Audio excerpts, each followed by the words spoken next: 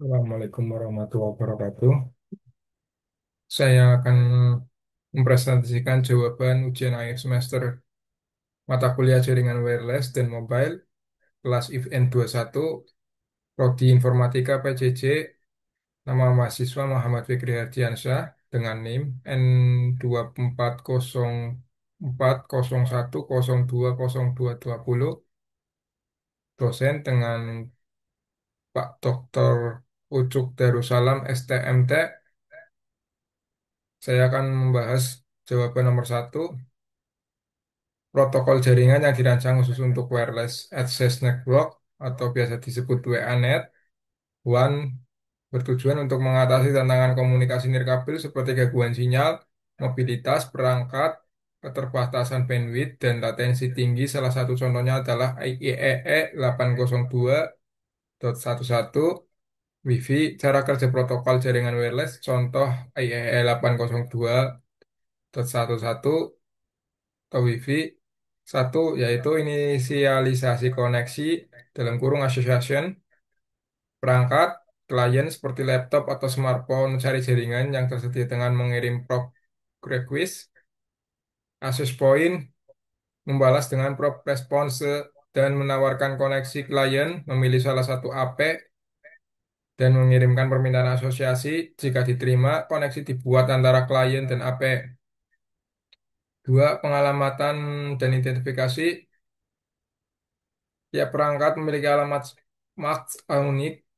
AP berperan seperti router yang membagikan alamat IP melalui DHCP pada klien agar bisa terhubung ke jaringan lebih luas. Misal internet.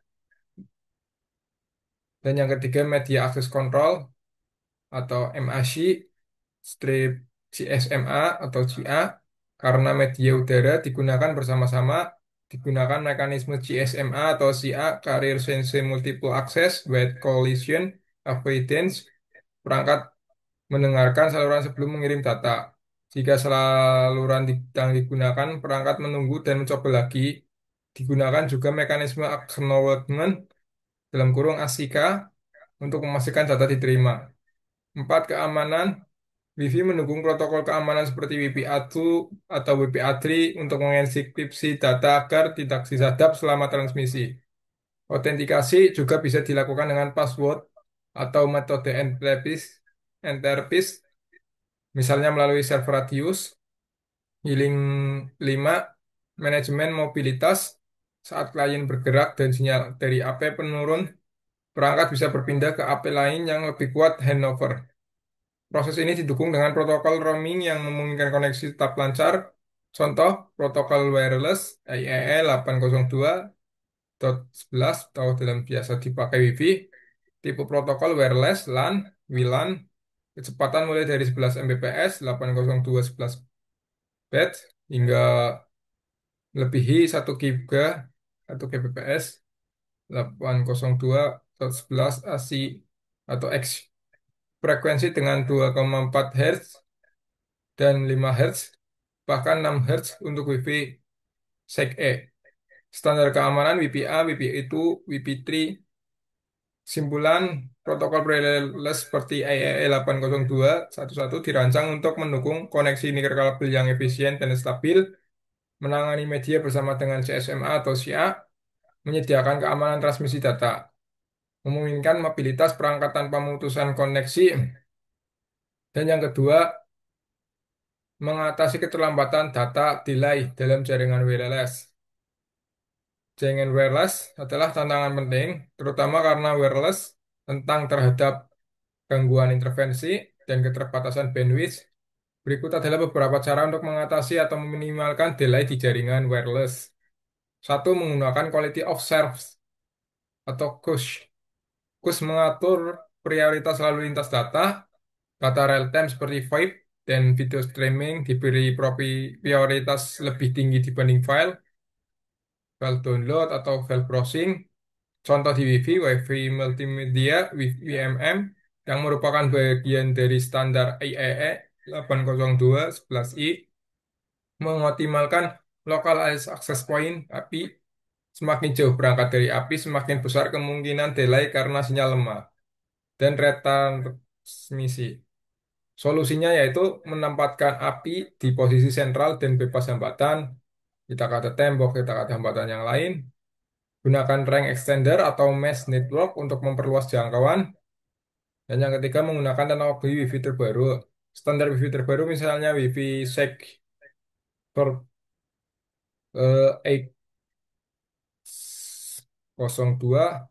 11 aks memiliki latensi lebih rendah dan efisiensi lebih tinggi. Fitur seperti OFDMA, orthogonal, Frequency Division Multiple Access, dan MoMIMO memungkinkan lebih banyak perangkat dilayani secara simultan tanpa saling menunggu. Empat, menghindari frekuensi intervensi dari perangkat lain, microwave, Bluetooth, Wi-Fi tetangga dapat menyebabkan delay. Solusinya yaitu gunakan kanal Wi-Fi yang minim intervensi, misalnya kanal 1, 6, 11 di 24 Hz. Gunakan frekuensi 5 Hz, GHz yang lebih pas dari gangguan atau 6 GHz jika tersedia Wi-Fi 6E. Mengurangi jumlah pengguna aktif di IP, AP. Terlalu banyak pengguna dalam satu access point menyebabkan congestion dan delay. Solusinya yaitu batasi jumlah perangkat per AP, tambahkan API baru untuk membagi bagian beban jaringan. 6. Meningkatkan bandwidth internet dan backhaul. Delay juga bisa terjadi jika koneksi internet utama lambat atau padat atau ramai digunakan. Gunakan koneksi fiber optik atau kabel FO atau upgrade bandwidth. Pastikan backhaul dari AP ke router tidak menjadi bottlenecks. Optimasi yang ketujuh, optimasi protokol jaringan. Gunakan protokol yang efisien untuk pengiriman data. Misalnya gunakan UTB untuk aplikasi real time agar lebih cepat daripada TCP yang memiliki banyak proses verifikasi. Gunakan TCP optimization jika memang harus menggunakan TCP. 8. Manajemen beban load balancing. Gunakan sistem yang bisa mendistribusikan traffic ke beberapa API atau server untuk mencegah overload. Jawaban ketiga yaitu mengelola jaringan wireless agar dapat menampung banyak user atau klien membutuhkan pendekatan yang terencana, baik dari sisi perangkat keras, konfigurasi jaringan, hingga manajemen trafik. Tujuannya adalah agar setiap klien tetap mendapatkan koneksi yang stabil, cepat, dan minim gangguan meskipun jumlah pengguna banyak. Poin-poinnya yaitu gunakan access point, AP atau interface, dirancang untuk banyak pengguna, dilengkapi MIMO dan beamforming. Dua, sebarkan beberapa AP. Gunakan banyak AP agar beban terbagi dan sinyal merata. Pakai Wi-Fi terbaru, Wi-Fi 6 atau 6E, lebih cepat, stabil, dan mendukung banyak klien. Buat VLAN dan SSID terpisah, misalkan jaringan tamu, karyawan, dan perangkat IoT. Batasi bandwidth per user agar tidak yang memonopoli koneksi. Gunakan controller untuk mengelola semua AP secara terpusat dan efisien. Atur kanal dan hindari intervensi. Gunakan kanal yang tidak tertumpang, tindih, dan minim gangguan. Pastikan backhaul cepat. Gunakan kabel LAN atau fiber untuk koneksi antara AP dan router. Monitoring secara rutin, pantau trafik, pengguna, dan perubahan jaringan secara berkala. Desain jaringan wireless. Tujuan desain membuat jaringan wireless yang stabil, cepat, dan mampu melayani banyak pengguna secara bersamaan dalam satu area, misalnya kantor, sekolah, kampus, dan stadion. Langkah-langkah desain jaringan wireless untuk banyak user, survei set atau survei lokasi, mengidentifikasi lokasi,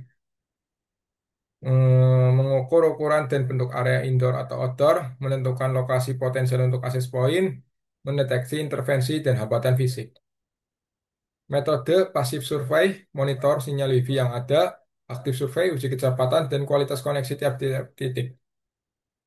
Perencanaan penempatan akses point atau API placement, sebar AP di area padat user, bukan hanya mencakup sinyal, tapi juga kapasitas.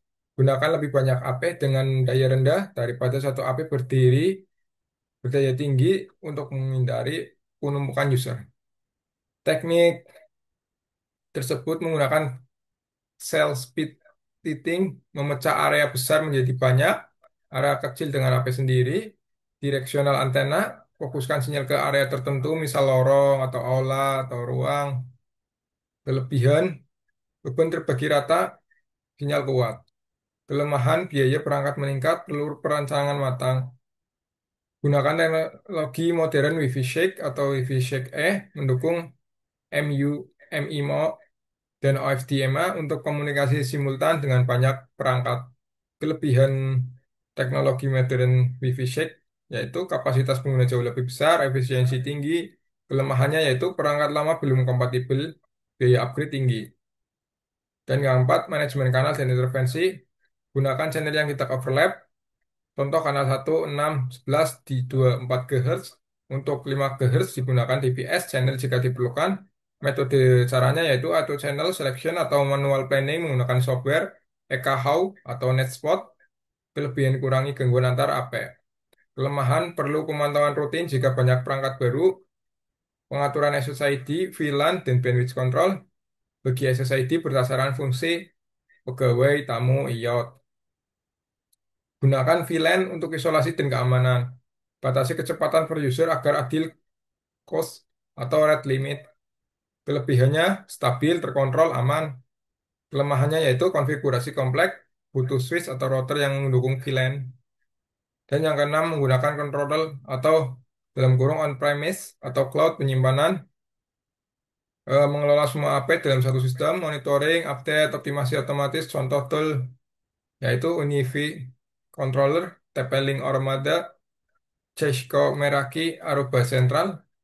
Kelebihannya, manajemen terpusat, efisiensi tinggi. Kelemahannya yaitu perlu perangkat khusus atau biaya langganan. Dan ketujuh, monitoring dan scalabilitas, pantau traffic dan klien sedangkan sistem log. Siapkan infrastruktur scalable untuk penambahan AP jika user meningkat. Contoh teknik yang digunakan dalam tabel tersebut yaitu tag berisi teknik, fungsi, kelebihan, kelemahan yang mana sudah dijelaskan tadi di atas. Ini hanya sekedar tabel. Paling yang berbeda ada di band steering, pindah klien kelima, gadget otomatis, kinerja lebih baik, tidak semua device mendukung, load balancing, sebar klien ke AP yang speed, kurangnya overload, datang perlu tuning manual. Kesimpulan, desain jaringan wireless untuk banyak user harus fokus pada kapasitas, cakupan, manajemen, dan traffic stabilitas. Gunakan AP modern, rancang dengan AP sebar, dengan kelola lewat controller agar jaringan tetap optimal. Dan yang kelima, mekanisme routing wireless.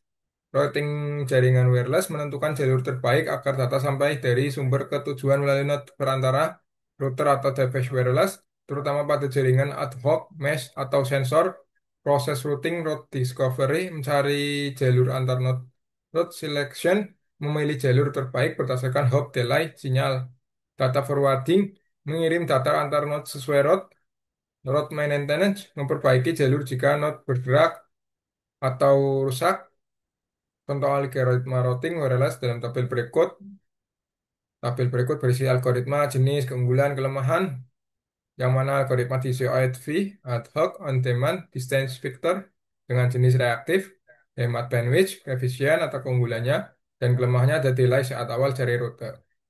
Dan algoritma tersebut selanjutnya yaitu DSDV, Destination Sequenced Distance Vector, jenis proaktif, jalur selalu siap, overhead, upload besar. Dan yang ketiga, OLSR, Optimized Link State Routing, proaktif, jenisnya dengan keunggulan update route cepat, dan kelemahannya konsumsi bandwidth tinggi, dan algoritma yang terakhir yaitu CRP, Zone Routing Protocol, jenisnya hybrid, gabungan efisien, dan kelemahannya yaitu kompleks dalam pengaturan zona. Kesimpulannya yaitu routing wireless menyesuaikan dengan topologis dinamis, keterbatasan daya, sinyal, algoritma seperti OIDV, DCTV, OLSRR, dan CRP digunakan sebagai kebutuhan efisiensi, mobilitas, dan skala jaringan. 6. Cara ekspansi jaringan wireless, tambah akses point, sebar AP ke area yang belum tercakup, menghasilkan biaya stabil, dan tidak butuh kabel dan biaya. AP saling terhubung tanpa kabel ke router, fleksibel, tidak kecepatan menurun tiap hop. Gunakan repeater atau range extender pelukat sinyal dari AP utama, mudah dipasang, tidak kecepatan bisa turun. Pakai antena high gain, jangkauan area jauh, omnidirectional, cakupan luas, tidak rentan intervensi, upgrade ke WiFi 6 atau 6E, dukungan lebih banyak user dan efisien, kinerja tinggi, bagus, tidak perangkat mahal. Aktifkan roaming otomatis, user tetap terhubung saat berpindah lokasi, koneksi lancar, tidak butuh AP atau database, lakukan set survei dan monitoring, atau pemetaan area dan mengukurkan sinyal untuk penempatan AP optimal. Kesimpulan, yaitu ekspansi jaringan wireless dilakukan dengan menambah AP, menggunakan mesh atau repeater, serta optimasi perangkat dan sinyal agar cakupan luas dan layanan tetap stabil. Sekian dan terima kasih presentasi saya. Assalamualaikum warahmatullahi wabarakatuh.